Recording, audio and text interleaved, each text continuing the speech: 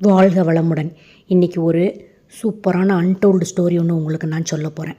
நம்ம விநாயகர் சதுர்த்திக்கு மற்ற எல்லா விசேஷங்களுக்கும் சிலைகள் வாங்குகிறோம் இல்லையா? அதாவது துர்கா பூஜை பண்ணுறோம், நவராத்திரிக்கெல்லாம் சிலைகள் வாங்குகிறோம் இல்லையா? கடவுள் சிலைகளை செய்வதற்காகவே மேற்கு வங்க மாநிலம் கோல்கட்டா ஹூக்ளி நதிக்கரையில் குமார்துளி அப்படிங்கிற ஒரு கிராமம் இருக்கிறதாம். இந்த கிராமத்தில் நூற்றுக்கணக்கான சிற்பிகள் வாழ்கின்றனராம். இவர்களோட குலத்தொழிலே சிலைகள் செய்வது தானாம். இவங்க சிலைகளை அவ்வளோ அற்புதமாக செய்வாங்களாம். இவங்கள மாதிரி சிலைகள் செய்வதற்கே முடியாது அப்படின்னு சொல்லப்படுது. துர்கா பூஜை, விநாயகர் சதுர்த்தி நாட்களில் நகரில் பல பகுதிகளில் வைத்து வழிபாடு செய்வதற்காக சிலைகள் எல்லாம் இந்த கிராமத்தில் தான் உருவாக்கப்படுகின்றன.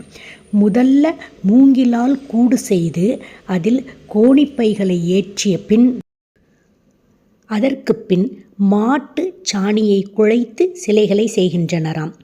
இதோட இன்னொரு விசேஷம் என்னன்னு கேட்டிங்கன்னா, நான் இந்த செய்தியை படிச்சுட்டு அப்படியே ஆச்சரியத்தில் மூழ்கி போனேன்.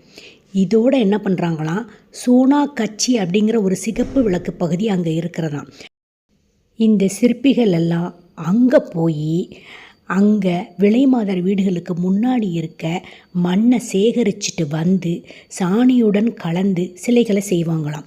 தேவதாசிகள் நினைவாகவே இப்படி மண் எடுக்கப்படுவதாக இந்த கிராமத்து மக்கள் கூறுகின்றனர். எப்படி ஒரு ஆச்சரியமான செய்தி பாருங்களேன். இது மாதிரி நிறைய ஆச்சரியமான செய்திகளை நீங்கள் தெரிந்து கொள்வதற்கு நம்ம சேனலை சப்ஸ்கிரைப் பண்ணுங்கள், லைக் பண்ணுங்கள், ஷேர் பண்ணுங்கள். அடுத்து ஒரு சூப்பரான பதிவில் உங்களை நான் சந்திக்கிறேன். அது வரைக்கும் காத்துக்கிட்டுருங்க. டாடா, பாய்.